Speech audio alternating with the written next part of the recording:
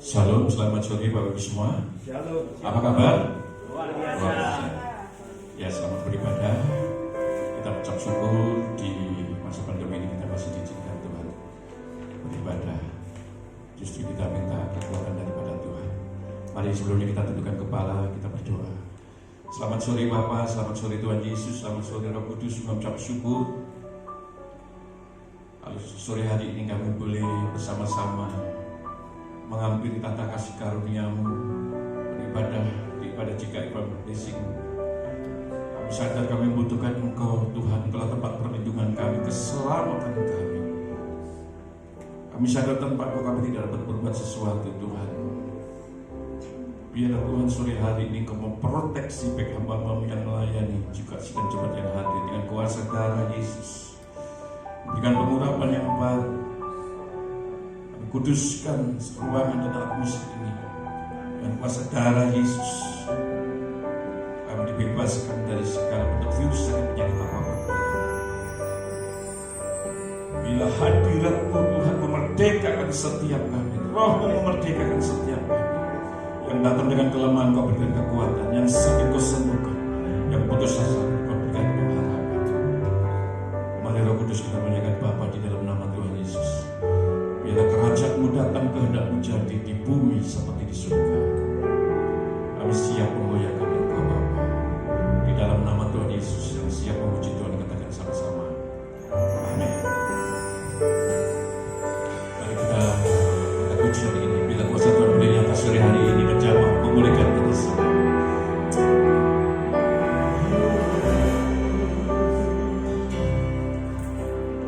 Kuasa-Mu nyata di dalam kehidupan aku,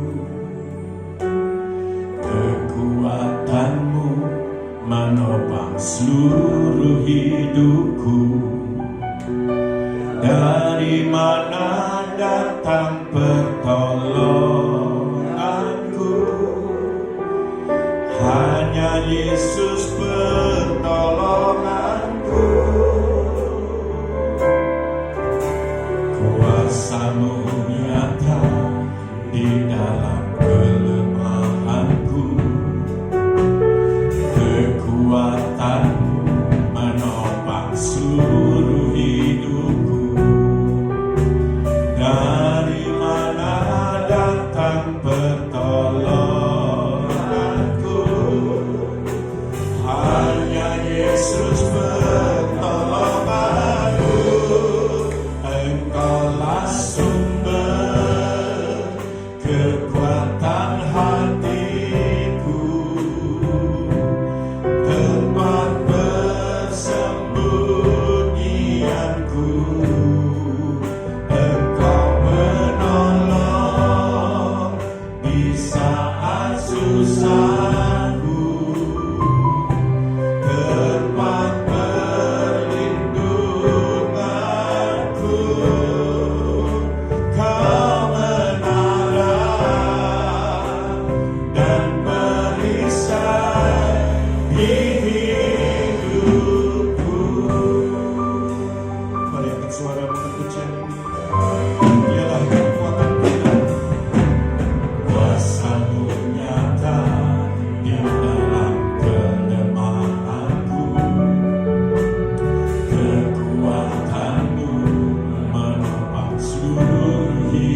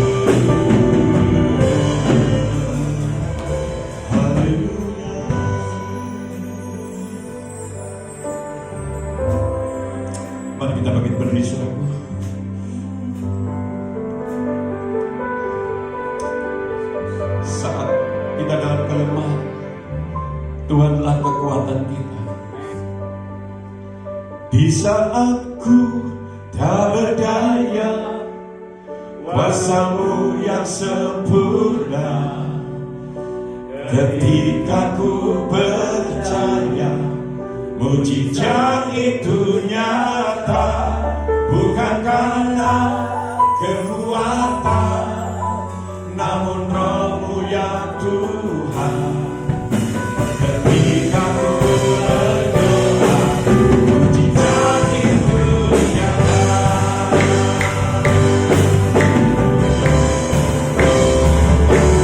Di saat ku tak berdaya, kuasa-Mu yang sempurna. Ketika ku percaya, mujizat itu nyata, bukan karena kekuatan, namun Roh-Mu yang Tuhan. Ketika ku berdoa, mujizat itu nyata. Sekali lagi mujizat Tuhan. Di saat ku tak berdaya, kuasa-Mu yang sempurna. Yesus Tuhan. Ketika ku percaya, mujizat itu nyata, bukan karena kekuatan, namun Roh-Mu yang Tuhan.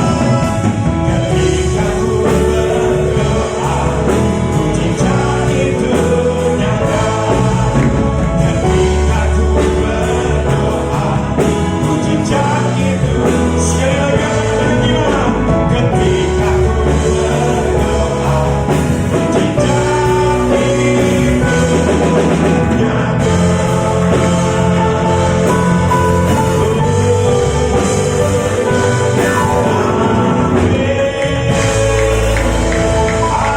Haleluya.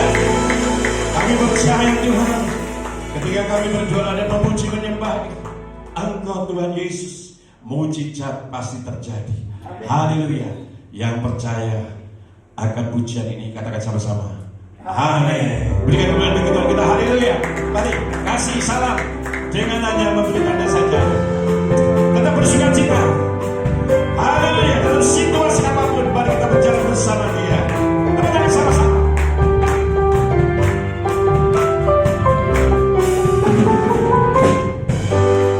Jalan bersama Dia, pasti ada sukacita. Jalan bersama Dia, hatiku kan sejahtera. Oleh karena kasih-Nya, hidupku selalu bahagia. Oleh karena cinta-Nya, damai di hati. Sekali lagi saudaraku, walaupun di dalam masker tetap senyum. Jalan bersama Dia, pasti ada sukacita. Jalan bersama Dia, hatiku kan sejahtera. Oleh karena kasih-Nya, hidupku selalu bahagia. Oleh karena cinta-Nya, damai di hatiku. Sambil gerakkan kakimu. Jalan bersama dengan Yesus, mari selalu mari ikuti Tuhan Yesus, mari selalu mari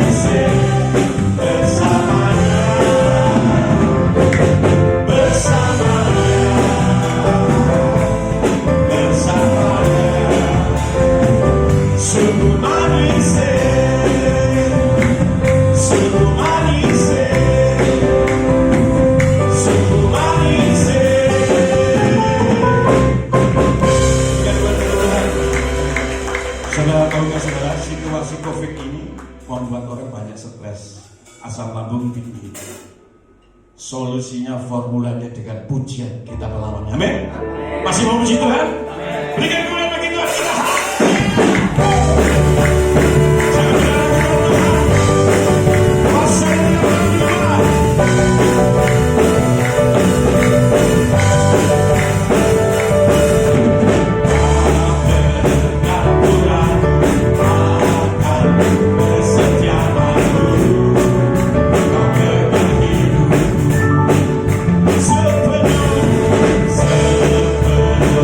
Jiwa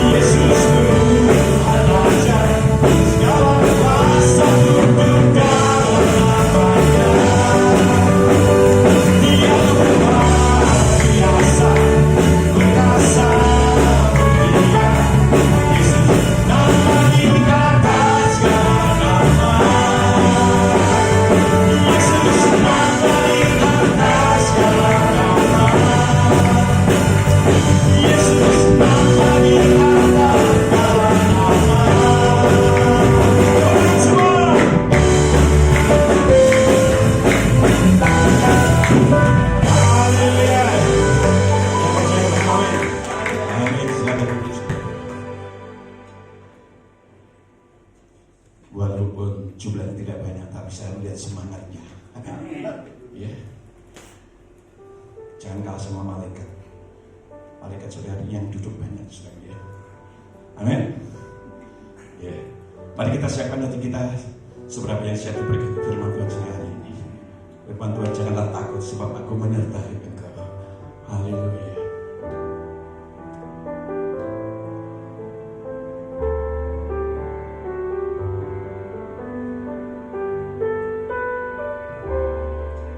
Ku tidak takut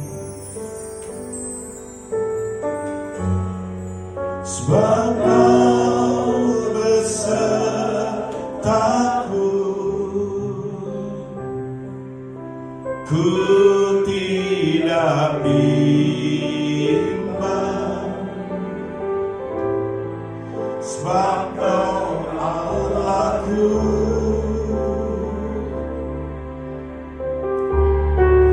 Engkau meneguhkanku, bahkan menolongku.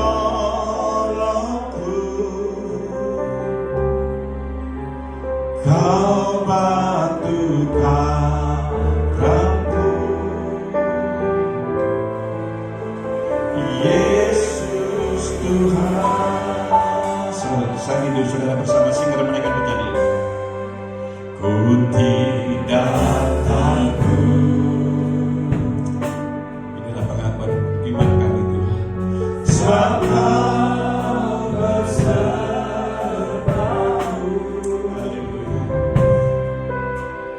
Ku tidak bimbang sebab Engkau Allahku. Engkau meneguhkanku,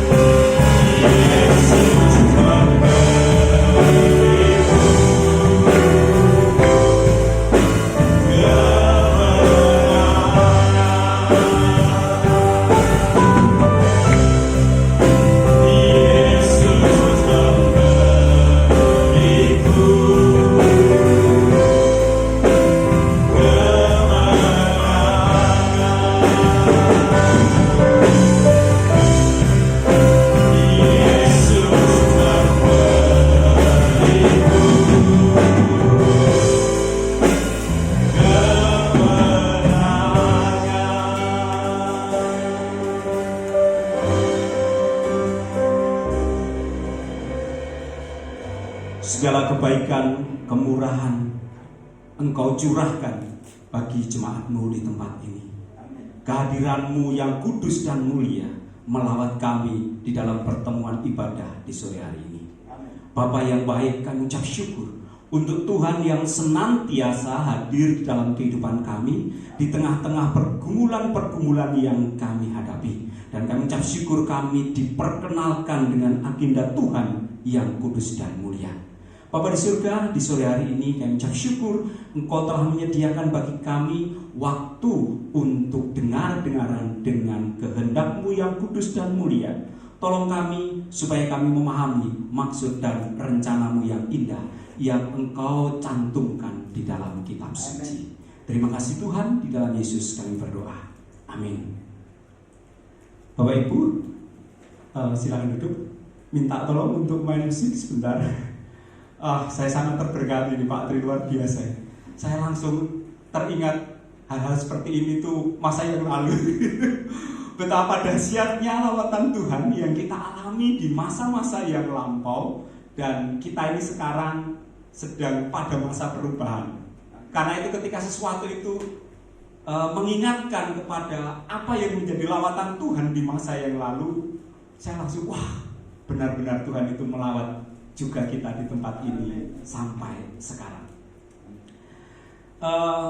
Hari-hari ini saya belajar satu lagu Bapak Ibu.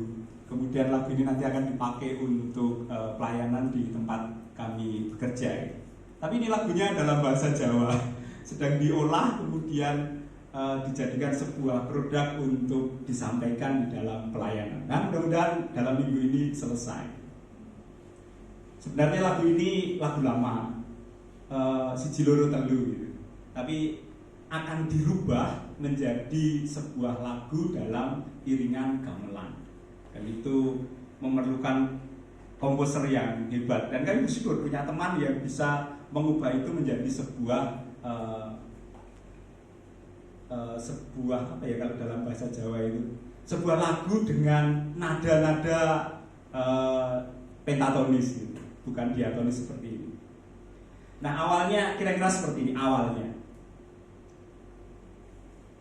Nderek Gusti yo sing temen, nderek Gusti yo sing temen. Yang Siji Loro Telunya normal saja. Bapak Ibu yang bisa menyanyikan lagu Siji Loro Telu, mari kita bersama-sama. Nderek Gusti yo sing temen, nderek Gusti yo sing temen. Siji Loro Telu. Siji Loro Telu.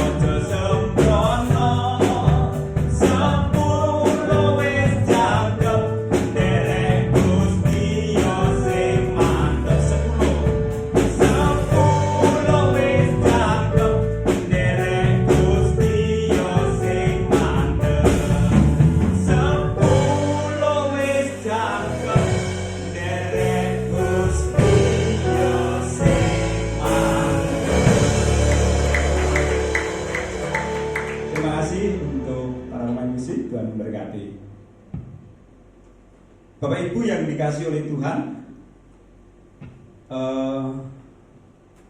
ketika Bapak Gembala menghubungi saya untuk menyampaikan firman Tuhan dalam pelayanan di sore hari ini, saya berpikir apa yang mau saya sampaikan. Kemudian saya teringat sebuah buku lama gitu. Ini buku yang ada di rak buku saya lama, dan saya sangat bersyukur bisa ketemu dengan penulis buku tersebut. Dia itu seorang jenderal angkatan udara dari Amerika Serikat. Kemudian dia terjun dalam pelayanan sambil tetap sebelum berakhir masa pensiunnya. Kemudian ketika suatu saat berkesempatan berkunjung ke Indonesia, kemudian karena dia itu sedang menjalankan pelayanan di mana saya sedang berada saat itu, ada retreat di Malang. Kemudian saya dari Surabaya itu naik sepeda motor untuk ikut ke retreat tersebut di Malang, dan saya ketemu dengan beliau. Kemudian beli bukunya dan ditandatangani oleh beliau. Nah, salah satu yang akan saya bagikan di malam hari ini adalah bagian dari buku tersebut yang diberi judul, saya rubah sedikit ya Bapak Ibu ya, iman yang membeku. Karena itu salah satu bahaya dari sebuah perjalanan iman di dalam mengikut Tuhan. Kalau kita tidak hati-hati, iman kita ini bisa membeku. Nah, kalau membeku itu artinya iman yang tidak sanggup untuk melakukan sesuatu. Jadi khotbah di sore hari ini saya berjudul iman yang membeku. Di buku tersebut, di bab ini diberi diberi awal seperti ini. Tragedi kehidupan bukanlah ketika kita mati, melainkan apa yang mati dalam diri seseorang ketika ia masih hidup. Bapak Ibu yang dikasihi oleh Tuhan, saya yakin Bapak Ibu pernah mendengar khotbah atau mungkin membaca dari kitab suci bagaimana Tuhan mencela iman sebuah jemaat yang dikatakan panas tidak, dingin juga tidak, dan itu dicela. Nah, untuk kata yang kita pilih di sore malam hari ini adalah kata membeku.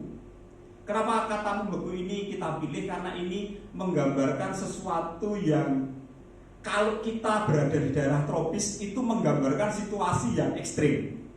Kalau kita ini berada di daerah tropis, karena kita sedang tinggal di daerah tropis, jadi ketika saya menggambarkan sesuatu hal atau sebuah peristiwa yang kita sebut sebagai membeku, itu berarti keadaannya ekstrim. Dan sebenarnya kalau kita mau belajar tentang geografi di negara kita, ada tempat-tempat tertentu yang dimana kita ini bisa mengalami pembekuan. Misalnya di Dieng, kalau di bulan-bulan tertentu itu ada namanya embun upas gitu. Artinya embun yang membeku, dan itu membuat tanaman-tanaman menjadi mati. Dan itu yang bisa kita kunjungi dekat. Dan kita bersyukur untuk Pak Gembala ini suatu saat akan ke Papua gitu. Nah, itu daerah yang dingin katanya. Di pegunungan-pegunungan itu daerah yang dingin. Teman-teman yang pergi ke sana untuk pelayanan untuk menyampaikan, waduh ternyata tempatnya dingin gitu. Kemudian gampang pilek ya. Itu situasi yang terjadi di sana. Nah, Bapak Ibu, kenapa membeku ini menjadi sesuatu yang berbahaya di dalam menjalankan kehidupan kita sebagai orang yang percaya? Tadi saya menyebutkan untuk kata membeku dalam bahasa kita itu menggambarkan situasi yang ekstrim. Kalau saya ini pergi ke Dieng, kemudian daerahnya dingin sekali dan saya tidak bisa melakukan aktivitas apapun, itu artinya saya sedang tidak produktif. Nah, ini poin yang akan saya sampaikan di dalam penjelasan di sore malam hari ini. Lawan dari kata membeku itu adalah dinamis atau berubah mengikuti. Dan kita tahu Bapak Ibu bahwa yang disebut dinamis itu adalah dorongan Roh Kudus. Engkau akan menerima kuasa kalau Roh Kudus turun ke atas kamu. Dan itu yang dipakai adalah kata dinamai atau kata yang menunjukkan sebuah kegerakan. Kalau kita ini memperoleh kuasa dari Roh Kudus, kita ini hidup dalam iman yang dinamis. Bukan iman yang berhenti, kemudian iman yang tidak melakukan apa-apa, dan iman yang membeku.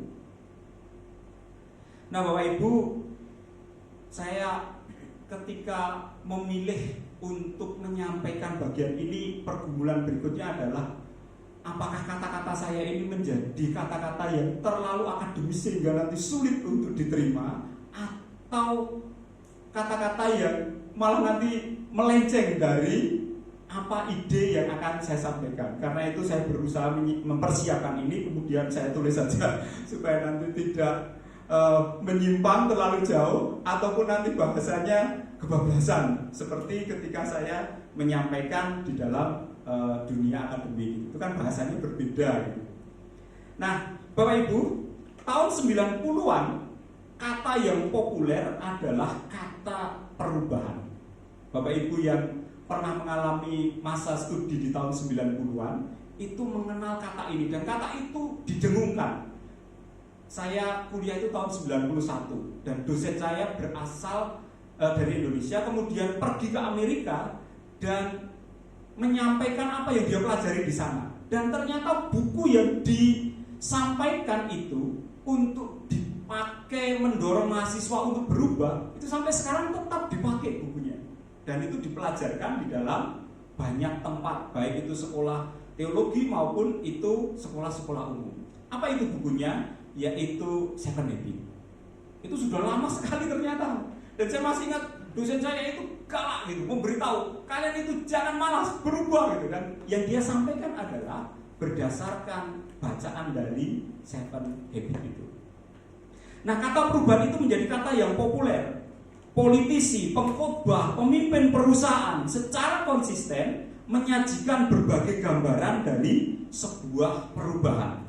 Bahkan sekarang ini pembahasan kata perubahan itu sudah diturunkan menjadi sebuah pengetahuan yang harus diketahui oleh para siswa di sekolah. Ada bab khusus dalam pelajaran-pelajaran tertentu, saya kenali ada 3. 1 sosiologi, 2 sejarah, kemudian 3 bahasa Inggris. Itu mengangkat tema, ada bab sendiri yang namanya perubahan. Dan itu sekarang masuk dalam kurikulum di sekolah, diajarkan kepada anak-anak muda apa itu perubahan, kemudian bagaimana perubahan itu terjadi, dan apa yang mendorong perubahan dan juga apa yang tidak mendorong perubahan, dan kemudian apa yang terjadi dengan perubahan-perubahan. Dan itu diajarkan sekarang ini. Pada tahun 90-an itu masih konsumsi orang-orang elit, yaitu orang-orang yang berada di dalam dunia kampus. Sekarang ini sudah turun sampai ke tingkat SMA. Nanti kalau sudah SMA itu banyak, ya akhirnya nanti turun pengetahuan itu sampai kepada tingkat SMP. Jangan-jangan nanti anak TK sudah diajar tentang perubahan. Ya itulah ilmu pengetahuan. Apa yang dulu itu tinggi, sekarang itu sudah diturun-turunkan. Saya masih ingat ilmu yang dulu itu sangat tinggi, namanya akuntansi. Akuntansi itu bukan ilmu yang istilahnya lama gitu, tapi masih baru. Tahun 60-an orang-orang Indonesia baru belajar ke Amerika untuk belajar akuntansi. Tahun 70-an masih didominasi di tingkat perguruan tinggi. 80-an. Ternyata tahun 90-an itu sudah diturunkan di tingkat SMA. Dan saya waktu pertama kali mengajar akuntansi gitu. Waduh, kaget gitu. Ternyata sekarang ilmunya sudah diturunkan di tingkat SMA. Dan itu orang-orang harus belajar ilmu yang dulu ada di tingkat yang lebih tinggi. Nah, tema pokok dari perdebatan isu tentang perubahan itu ada 2 kelompok. Yang pertama adalah suara yang menyerukan tidak diperlukannya perubahan dalam masyarakat. Suara ini menyerukan perlunya kita hidup kembali kepada kehidupan seperti masa lalu. Jadi kita ini tidak usah aneh-aneh, biasa saja, mengalir saja hidup ini. Dan itulah suara yang pertama. Suara yang kedua menyerukan pentingnya perubahan dan juga memperingatkan kalau kita ini tidak berubah akan ada hal-hal yang mungkin merupakan malapetaka atau hal-hal yang merugikan di dalam kehidupan ini. Kalau bagian yang pertama itu berpendapat perubahan itu akan merusak, kemudian bagian yang kedua itu mengatakan kalau kita ini tidak berubah kita akan mengalami kerusakan. Nah, itulah yang terjadi dan memang itulah dinamikanya. Nah, terlepas dari kedua pandangan tersebut, kalau saya pribadi melihat bahwa dunia itu suka tidak suka tetap akan berubah. Apa yang terjadi ya selalu akan hal-hal yang baru. Apa yang terjadi akan ada sesuatu yang baru dan yang baru. Apa yang kita pelajari di masa yang lalu itu dengan cepat akan tergulung oleh hal-hal yang baru. Nah, saya memberikan pengalaman diri saya sendiri yang saya alami waktu kuliah dulu. Zaman saya masuk kuliah pertama kali masih mengandalkan mesin ketik. Tahun 91 itu kita masih pakai mesin ketik. Sudah ada komputer, sudah dengan sistem DOS. Tetapi itu masih tingkat elit gitu. Hanya sedikit sekali yang punya. Bahkan kampus itu pun sangat minim. Jadi tugas-tugas itu harus diketik dengan komputer. Dan luar biasanya skripsi diketik dengan komputer. Karena itu zaman dulu itu skripsi merupakan sebuah tugas seperti tugas pasukan berani mati.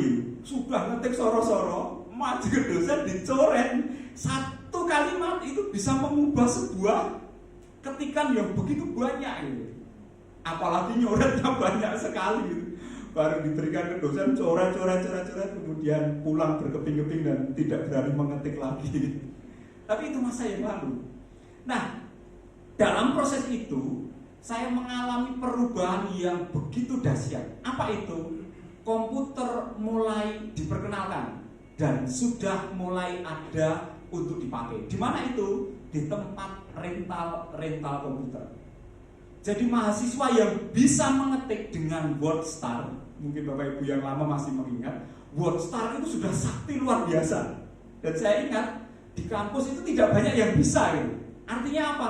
Baru mahasiswa sedikit saja yang menyesuaikan diri dengan perubahan itu. Yang lain masih nunut-nunut gitu. Tolong diketikkan, tolong dibantu gitu.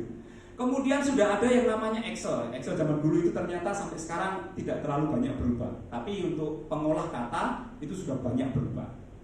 Dan saya sangat bersyukur pada saat saya menyelesaikan studi sudah bisa mengetik pakai komputer. Sehingga ketika salah itu bisa dipepet-pepetkan sedikit sehingga tidak bisa mengubah halaman. Kan nggak ketahuan dari 2 menjadi 1,5 dipepetkan sedikit kemudian dirubah ini itu tidak mengubah halaman.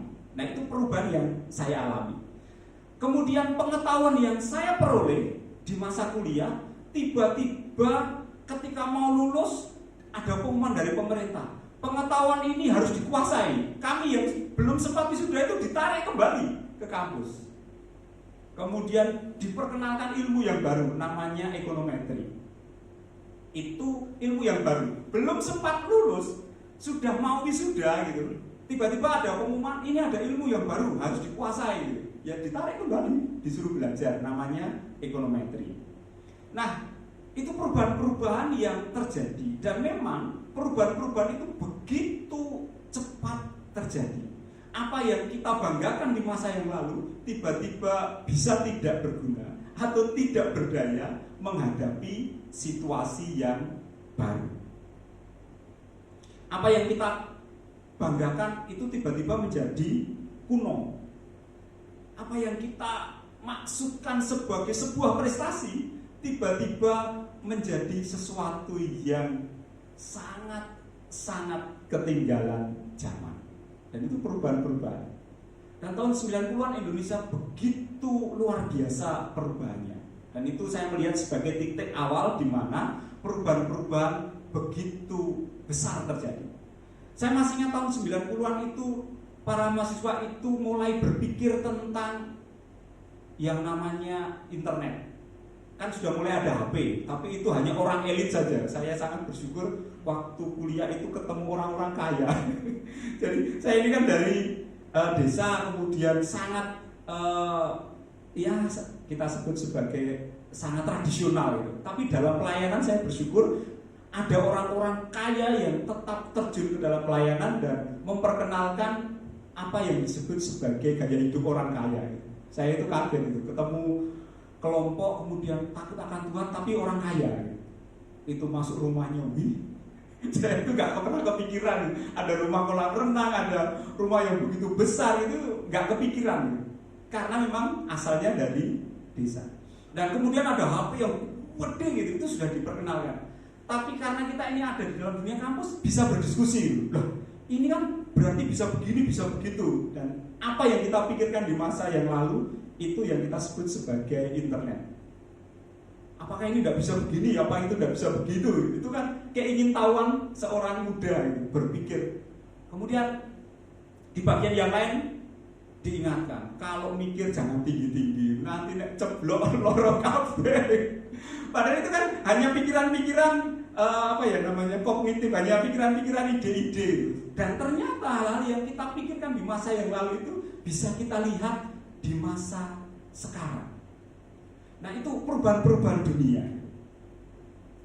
Bapak Ibu yang dikasihi oleh Tuhan, pertanyaannya adalah, apakah dalam mengikut Tuhan juga terjadi perubahan-perubahan? Apa yang kita banggakan di masa yang lalu tiba-tiba tidak lagi berfungsi dengan baik di masa sekarang. Apa yang kita pelajari di masa yang lalu dalam pelayanan untuk diterapkan di masa kini sudah tidak lagi cocok. Mari kita meninjau bagian ini dengan seksama. Mari kita membaca firman Tuhan. Amsal 5 ayat 1. Amsal 5 ayat 1. Kemudian nanti Amsal 12 ayat 1 dan Amsal 18 ayat 15. Satu persatu. Amsal 5 ayat 1. Sudah mendapatkan semua Bapak Ibu? Baik, mari kita baca bersama-sama firman Tuhan yang kudus dan mulia ini. 1, 2, 3. Baiklah orang bijak. Maaf, nanti ayat 2-nya. Kita baca bersama-sama. 1, 2, 3. Hai anakku, perhatikanlah hikmatku. Arahkanlah telingamu kepada kepandaian yang kuajarkan. Ayat 2 ya. Supaya engkau berpegang pada kebijaksanaan dan bibirmu memelihara pengetahuan. Ya. Mari kita baca lagi ayat 1 dan 2 ini dengan lebih keras supaya kita keluar kata-katanya. Kita ulangi ayat 1 dan ayat 2. 1, 2, 3. Hai anakku, perhatikanlah hikmatku, arahkanlah telingamu kepada kepandaian yang kuajarkan, supaya engkau berpegang pada kebijaksanaan dan bibirmu memelihara pengetahuan. Iya, puji nama Tuhan. Sekarang Amsal 12 ayat 1. Amsal 12 ayat 1. Sudah? Mari kita baca bersama-sama. 1, 2, 3. Siapa mencintai didikan, mencintai pengetahuan, tetapi siapa membenci teguran adalah dungu. Satu ayat lagi, Amsal 18 ayat 15.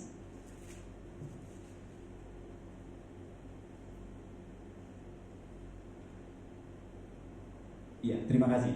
Mari kita baca bersama-sama. 1, 2, 3. Hati orang berpengertian memperoleh pengetahuan, dan telinga orang bijak menuntut pengetahuan. Bapak Ibu yang dikasihi oleh Tuhan, ketika kita membaca Amsal, apa yang terbersit di dalam pikiran kita? Apa yang muncul di dalam benak kita? Coba sebagai pembanding, ketika kita membaca kitab Injil, apa yang muncul di dalam pikiran-pikiran kita? Ketika kita memahami yang namanya kitab Injil, kita ini akan sangat terdorong untuk mengenal Kristus yang menyelamatkan. Dan ketika kita beralih kepada kitab Amsal, kita akan melihat hal-hal yang praktis untuk dilakukan di dalam mengikut Tuhan. Dan itu betapa kayanya Alkitab kita. Tersedia begitu banyak sumber, tersedia begitu banyak kebenaran untuk kita praktekkan di dalam kehidupan ini. Bapak Ibu, kalau kita mendengar kata didikan, kita mendengar kata pengetahuan, teguran, Apa yang terbersit di dalam pikiran kita? Apakah itu pengetahuan seperti yang kita bayangkan dalam ilmu pengetahuan umum, atau hal-hal yang berbeda? Apakah ketika Salomo itu menulis, dia membayangkan ilmu pengetahuan seperti yang kita pahami pada masa sekarang ini, atau sesuatu yang berbeda? Nah, Bapak Ibu, yang saya pahami adalah yang dimaksud dengan didikan, pengetahuan, teguran adalah firman Tuhan. Kalau saya terjemahkan menjadi seperti ini.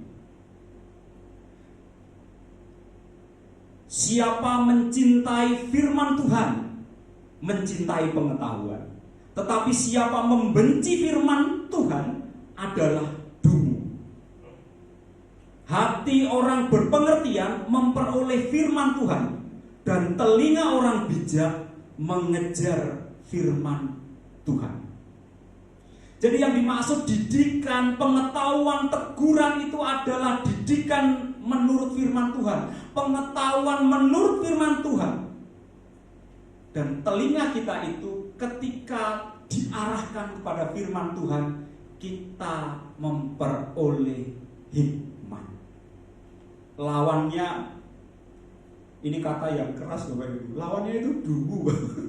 Jadi firman Tuhan itu istilahnya kalau bahasa Surabayanya lek-lekan gitu. Terus terang. Kalau tidak nurut sama firman Tuhan, ya dungu. Dungu itu sinonimnya bodoh, dan itu kata yang dipakai di Alkitab dengan tegas.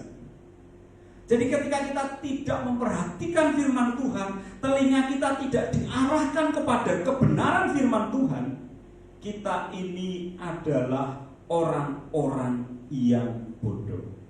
Apa artinya bodoh? Bodoh itu ya nggak mengerti apa-apa. Bodoh itu ya tidak tahu apa yang harus dilakukan.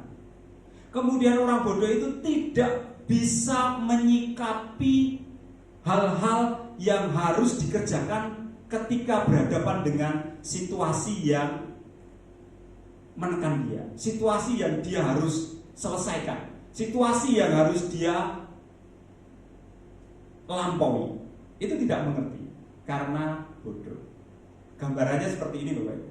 Saya ini tidak mengerti, kalau tadi saya menyebutkan akuntansi, berarti saya ini bodoh dalam hal akuntansi. Kemudian saya berhadapan dengan problem-problem akuntansi, ya saya tidak bisa melakukan apa-apa karena saya tidak mengerti. Nah, itu gambaran dari sebuah kebodohan. Dan kita ini dituntut oleh Tuhan supaya memahami firman Tuhan. Supaya apa? Ya supaya kita tidak dungu, supaya kita ini tidak bodoh di dalam menghadapi kehidupan ini. Sehingga kita ini bisa mengikut Tuhan dan mengikuti kegerakan Tuhan. Karena apa? Karena kita tahu apa yang Tuhan mau di dalam kehidupan ini. Bapak Ibu, memang untuk mempraktekkan firman Tuhan tidak selalu mudah. Ada bagian-bagian firman Tuhan yang berbicara dengan jelas supaya kita itu melakukannya dengan jelas. Tapi ada juga bagian-bagian yang merupakan dinamika. Kalau kita tidak sungguh-sungguh bertanya kepada Tuhan, kita tidak mencari tahu, kemudian kita tidak merenungkan dengan sungguh-sungguh, kita tidak tahu. Ada bagian-bagian yang umum yang saya menyebutkan, ya semua orang Kristen, semua orang percaya dengan mudah memahaminya. Apa itu contohnya? Ya berdoa. Siapa yang tidak tahu orang Kristen itu disuruh oleh Tuhan untuk berdoa? Itu perintah dan semua orang paham. Kemudian perintah yang jelas lagi adalah ambil bagian di dalam penginjilan. Itu perintahnya jelas dan semua orang Kristen itu tahu gitu. Kemudian perintah yang jelas juga adalah misalnya kita ini diminta untuk berbagi di dalam hidup ini kepada orang lain. Itu jelas. Tetapi ada bagian-bagian tertentu dari kehidupan ini yang memerlukan pemahaman yang berbeda. Kenapa? Karena kita dituntut untuk selalu mendekat kepada Tuhan. Dan ketika kita mendekat, baru kita tahu apa yang menjadi pesan khusus dari Tuhan. Dan itu yang akan kita bicarakan di sore malam hari ini. Saya memberi contoh dulu Bapak Ibu. Seorang yang bernama Dawson Trotman itu seorang Amerika yang mencetuskan sebuah pelayanan yang kita kenal sebagai pemuritan. Dan itu hal yang spesifik Bapak Ibu. Artinya apa? Bagaimana melayani seseorang, melayani individu untuk dia bertumbuh kepada Tuhan, dan dia menemukan itu. Kemudian dia sebarkan ke seluruh dunia, termasuk sampai ke Indonesia yang kita kenal dengan pelayanan sel. Tetapi bagaimana pergumulan Dawson Trotman untuk memperoleh pemahaman pengertian tentang pelayanan itu adalah pergumulan seumur hidup dia. Nah, ini yang saya sebut sebagai hal yang khusus di dalam mengikut Tuhan. Dan itulah dinamika. Kamu akan menerima kuasa, kamu akan dinamis kalau kamu memperoleh urapan dari Roh Kudus. Nah, itu kan jauh di Amerika, tapi jejaknya kan sampai ke Indonesia.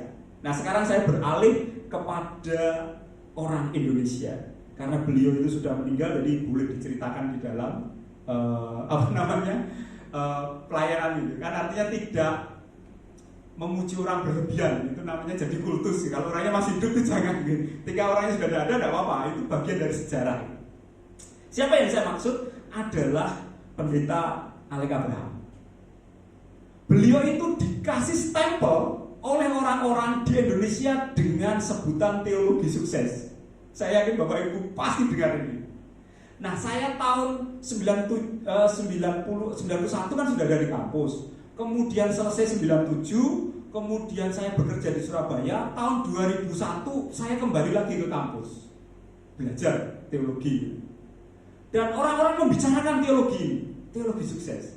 Tahun 97 saya pindah ke Surabaya dan gereja di Rungkut itu pas sedang didirikan. Jadi ketika saya pindah ke sini langsung saya bergabung ke gereja Betani di Rungkut itu. Jadi saya tahu awalnya. Sebelumnya saya di Jogja sudah mendengar tentang gereja ini, kemudian teologi sukses dibicarakan. Kemudian semua orang berbicara secara negatif tentang teologi sukses itu. Saya yakin Bapak Ibu pasti sakit kalau didengar ini gereja ini teologi sukses itu. Nah, karena saya ini berada di kampus, saya mendengarkan para ahli yaitu para cerdik pandai melihat perkara ini. Dan saya kaget Bapak Ibu, mereka tidak membicarakannya secara negatif. Tetapi orang-orang yang ada di dalam pelayanan, orang-orang yang khotbah itu membicarakannya secara negatif. Kampus mana yang saya maksud? Yaitu sebuah kampus teologi di Jogja yang saya yakin Bapak Ibu sangat familiar dengan kampus ini.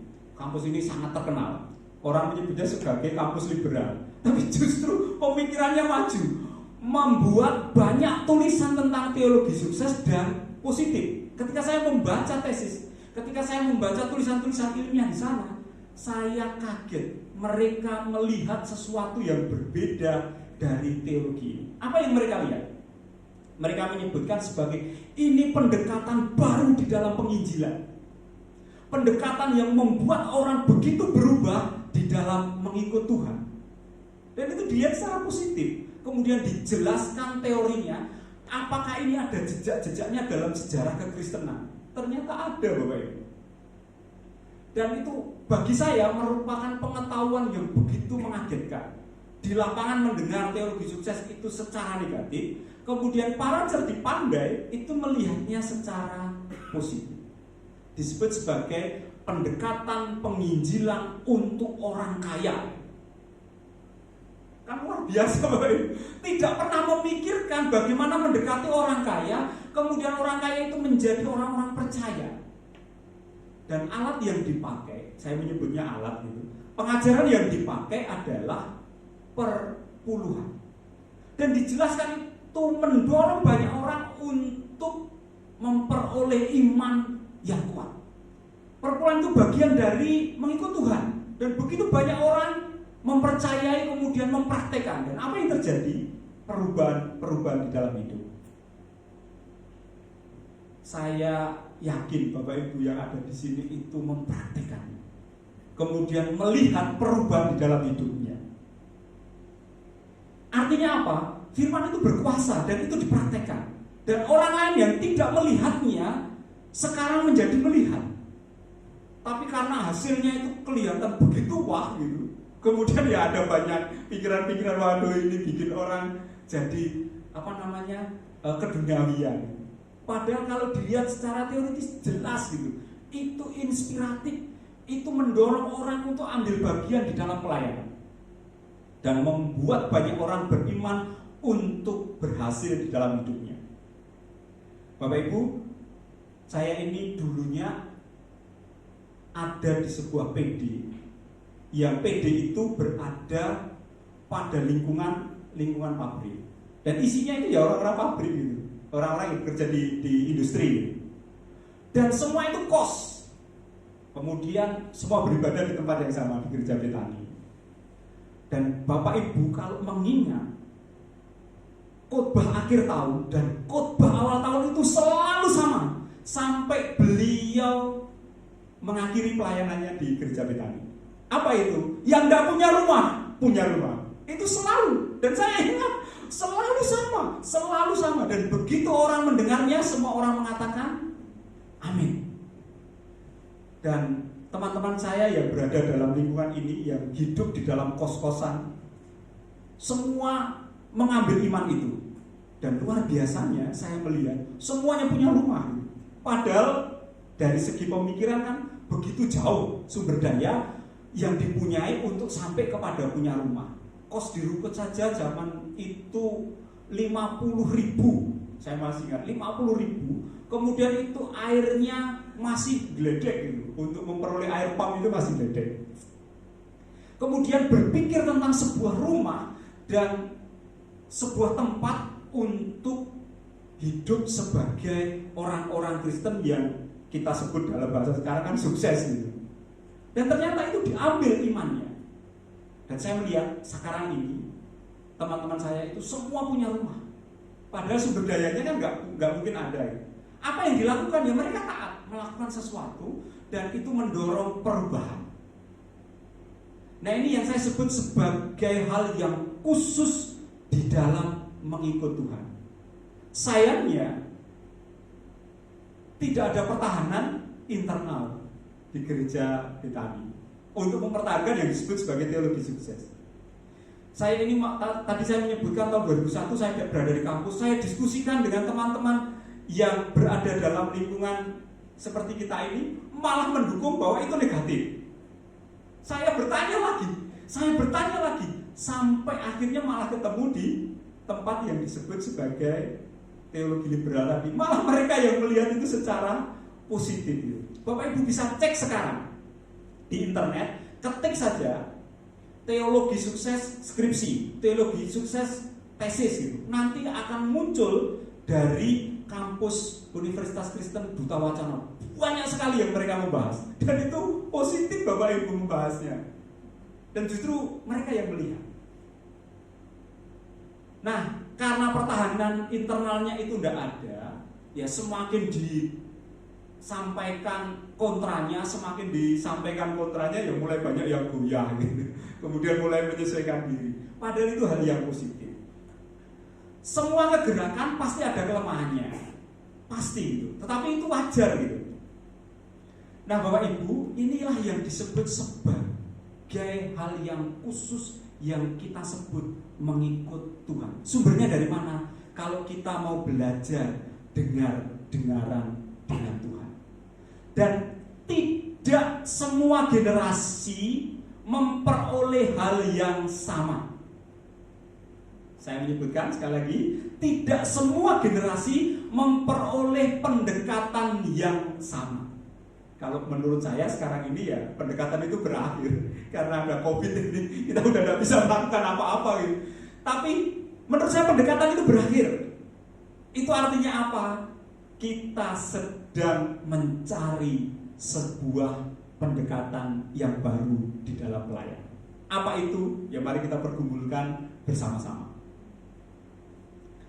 Sekarang saya beralih ke Eropa. Betulkah ada kegerakan juga di Eropa? Tadi di Amerika, kemudian di Indonesia, dan di Eropa. Ternyata sumbernya ini Bapak Ibu, yaitu kaum Protestan. Teologi sukses itu ternyata teologi Protestan. Ada seorang ilmuwan yang mencatat itu sebagai sebuah kegerakan dan dibukukan. Buku itu menjadi sebuah buku yang dipelajari sampai sekarang. Judul bukunya adalah Protestant Ethics and the Spirit of Capitalism. Siapa yang mengubah dunia ini? Orang-orang Kristen. Ketika mereka kembali kepada Alkitab, semboyannya kan sola scriptura. Kemudian orang-orang pada masa itu tahu bahwa keselamatan itu anugerah Allah. Saya yakin pengetahuan ini diketahui oleh kita semua. Pertanyaannya, setelah selamat ngapain? Dan orang-orang Protestan pada masa itu punya pemikiran, saya harus hidup hemat. Untuk apa? Untuk menghasilkan tabungan. Setelah menabung untuk apa? Buat usaha. Kita kenal dengan istilah sekarang namanya industri. Kemudian dikasih stempel namanya kapitalisme. Seolah-olah itu sesuatu yang negatif. Dan itu memang propaganda di dalam pemikiran. Tapi aslinya pemikiran itu berasal dari orang-orang Kristen. Orang-orang Kristen yang mengumpulkan sumber dayanya, kemudian mereka berpikir sumber dayanya itu apa? Ya buat usaha. Dan usaha itu akhirnya luar biasa berkembang. Kita kenal dengan istilah industri. Dan itu mengubah dunia. Dan industri itu berkembang karena ditopang oleh pemikiran-pemikiran yang hebat dari orang-orang Kristen. Muncul ilmu-ilmu baru untuk menopang, untuk menggerakkan yang disebut sebagai industri. Salah satunya apa ya? Ilmu akuntansi, ilmu manajemen. Itu muncul karena ada kebutuhan-kebutuhan ini. Dan itu muncul dari pemikiran orang-orang percaya. Tahukah Bapak Ibu bahwa buku yang saya sebutkan tadi, Protestant Ethics and the Spirit of Capitalism tadi, itu dipelajari oleh saudara-saudara sepupu kita. Saya masih ingat di kampus, mahasiswa itu dibakar semangatnya dengan buku ini. Lihat, orang-orang Kristen itu punya pemikiran seperti itu. Kita malas. Dosennya keras sekali.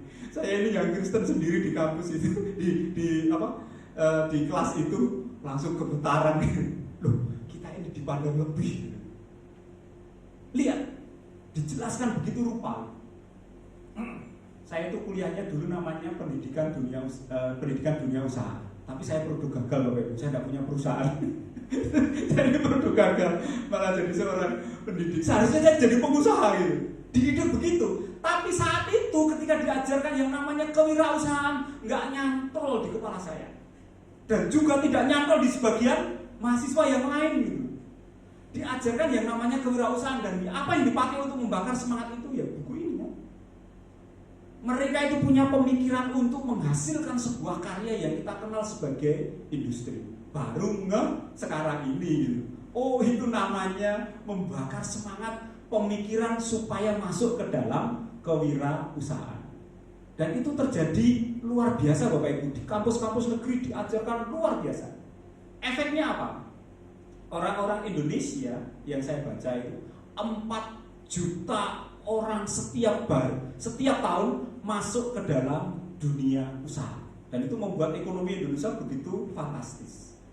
Tapi tahun 90-an sampai tahun 2000 itu mahasiswa begitu susah diajarkan yang namanya wirausaha.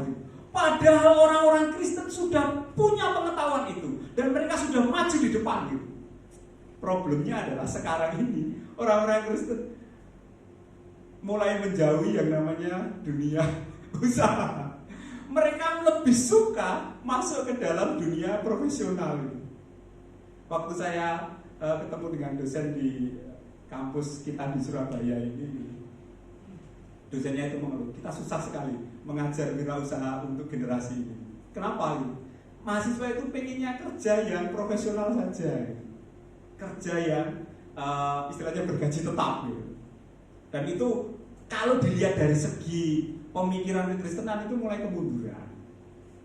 Dan ketika pemikiran itu dibawa ke gereja, diperkenalkan kembali, diolah kembali oleh Bapak Pendeta Alek Abraham dan disebut sebagai teologi sukses, begitu banyak pengusaha memberikan hidupnya untuk pekerjaan Tuhan. Itu kan pemikiran yang begitu luar biasa, brilian, cerdas gitu. Dan itu pendekatan yang begitu mengubah Indonesia. Dengan cepat dari Surabaya, kemudian ada di Jakarta, ada di Bali, seluruh Indonesia mulai ada. Walaupun pada masa sekarang karena belajarnya masih kurang tentang regenerasi ya timbul problem. Itu kita alami sekarang, itu sisi yang lain. Tapi pendekatan yang terjadi pada masa itu adalah benar-benar brilian. Bapak Ibu yang dikasihi oleh Tuhan, tahukah kita bahwa pemikiran-pemikiran kita sebagai orang Kristen hari-hari ini itu mulai mundur? Saya melihat dari baca buku ya tentu saja, di Amerika sama mengalami kemunduran-kemunduran. Orang-orang Kristen tidak lagi memikirkan bagaimana menerapkan firman Tuhan itu dalam kehidupan praktis yang luas, tapi menarik diri ke dalam sebuah pelayanan ibadah titik. Tidak membuat sebuah konsep yang baru untuk diperkenalkan kepada masyarakat. Dan apa yang terjadi di Amerika? Orang-orang Kristen di Amerika itu ketinggalan zaman. Siapa yang mengambil alih? Yaitu orang-orang Mormon. Buku yang disebut sebagai Seven Habits Stephen Covey itu produknya orang Mormon.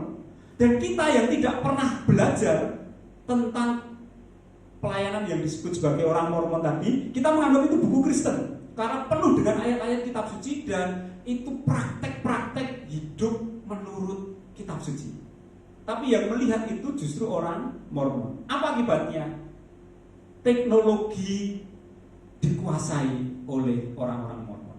Padahal mereka itu saat itu disingkirkan pada masa itu kan, ditempatkan di satu tempat yang tandus, lembah Silicon Valley, lembah Silikon gitu.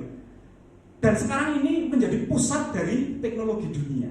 Itu artinya mereka yang mempraktekkan firman Tuhan, walaupun kita melihat bahwa pemahaman mereka tentang hidup sebagai pengikut Kristus itu menyimpang, tapi prakteknya karena firman Tuhan itu benar untuk semua keadaan, siapapun yang mempraktekkan pasti akan memperoleh manfaatnya. Dan mereka menjadi pemimpin dunia untuk teknologi. Sedangkan orang-orang Protestan baru, kita ini menghasilkan apa untuk dunia ini? Mulai kebingungan. Dan Bapak Ibu, saya terus menyampaikan apa yang menjadi pemikiran saya ini supaya terus bergema. Kemudian saya berpikir apa yang harus saya buat? Karena dunia saya itu dunia akademik ya, saya membuat buku Bapak Ibu. Buku ini untuk dibaca supaya orang lain mengerti, kemudian memperoleh manfaat. Nah, sekarang ini tantangan kita adalah apa yang Tuhan mau untuk generasi kita. Tentu kita tidak bisa lagi memakai pendekatan yang dulu dipraktekkan oleh Bapak Pendeta Alek Abraham. Kenyataannya berhenti.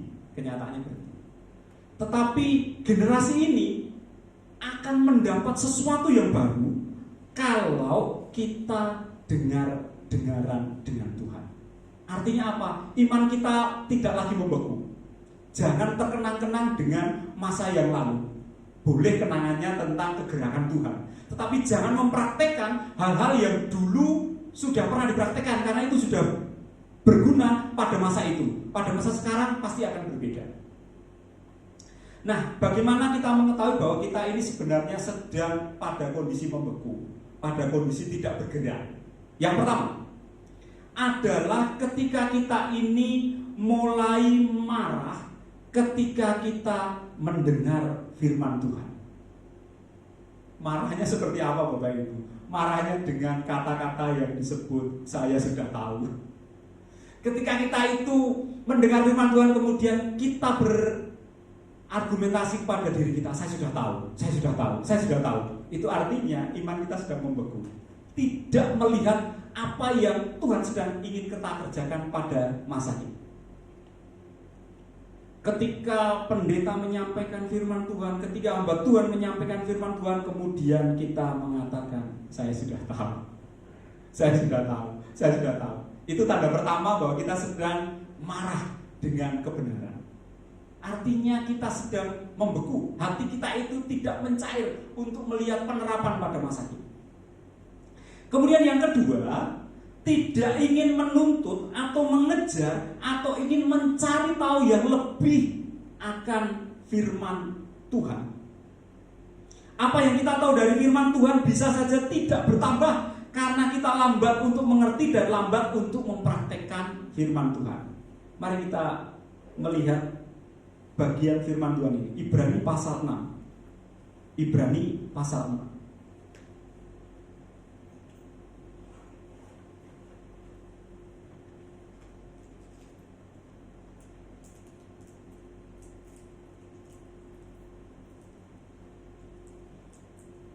Ya, sudah mendapat semua? Ibrani pasal 6. Ayat pertama saja. Saya bacakan ya Bapak Ibu ya. Ibrani pasal 6 ayat yang pertama. Sebab itu marilah kita tinggalkan asas-asas pertama dari ajaran tentang Kristus dan beralih kepada perkembangannya yang penuh. Janganlah kita meletakkan lagi dasar pertobatan dari perbuatan-perbuatan yang sia-sia dan dasar kepercayaan kepada Allah. Ayat 2, yaitu ajaran tentang pelbagai pembaptisan, penumpangan tangan, kebangkitan orang-orang mati dan hukuman yang kekal. Dan itulah yang akan kita perbuat jika Allah mengizinkannya. Bapak Ibu yang dikasihi oleh Tuhan, ketika pemahaman kita tentang firman Tuhan itu berhenti kepada pemahaman teologis, titik, maka hasilnya adalah pembekuan iman. Kita ini hanya akan berdebat hal-hal yang sifatnya teologis. Padahal hal-hal yang seperti itu dikatakan sudah itu dipercaya, tidak usah diperdebatkan. Jangan berdebat untuk hal-hal yang sifatnya dasar di dalam kekristenan, karena itu tidak menghasilkan kegerakan ke depan. Tugas kita adalah mempercayai. Jangan lagi berdebat tentang hal-hal yang disebut sebagai pembaptisan, penumpangan tangan, kebangkitan orang mati dan hukuman yang kekal. Kalau saya sederhanakan, janganlah berdebat tentang keselamatan di dalam Yesus Kristus. Itu sesuatu hal yang pasti. Tugas kita adalah menghidupi keselamatan itu.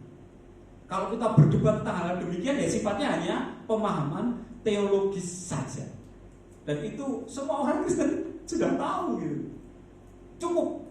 Mari kita melangkah lebih jauh. Dikatakan di sini meninggalkan, maksudnya bukan tidak mempercayai, tapi melangkah lebih jauh kepada apa yang Tuhan tugaskan untuk kita sekarang ini. Itu ciri yang kedua. Kemudian ciri yang ketiga ketika kita mulai membeku adalah kita tidak mengubah pelayanan kita sesuai dengan tuntutan yang sekarang ini ada.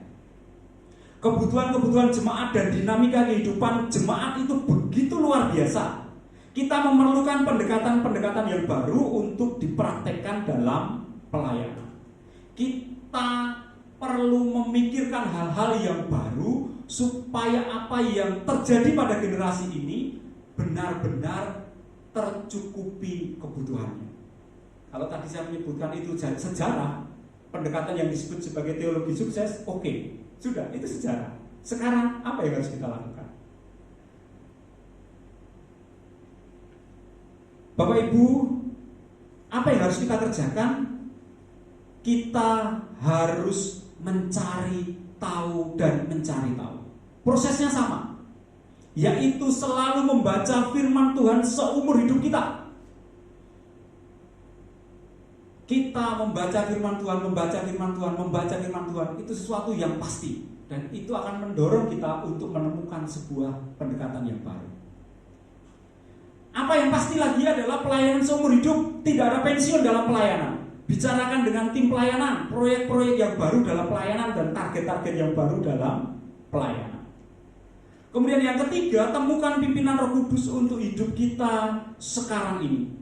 Dengan membaca firman dan berdoa akan menolong kita peka akan tuntunan Roh Kudus.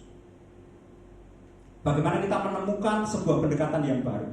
Pendekatan yang baru itu akan menjadi bermanfaat kalau dikaitkan dengan penginjilan. Tidak ada rumusan yang lain. Kalau tadi saya menyebutkan teologi sukses itu berhasil karena apa? Karena mampu menjangkau orang-orang kaya masuk ke dalam pelayanan. Sebuah pendekatan akan berguna kalau dikaitkan dengan penginjilan. Nah, sekarang ini tentu saja kita sedang bergumul. Kalau saya pribadi tadi saya menyebutkan apa sih hubungannya buku ini dengan penginjilan?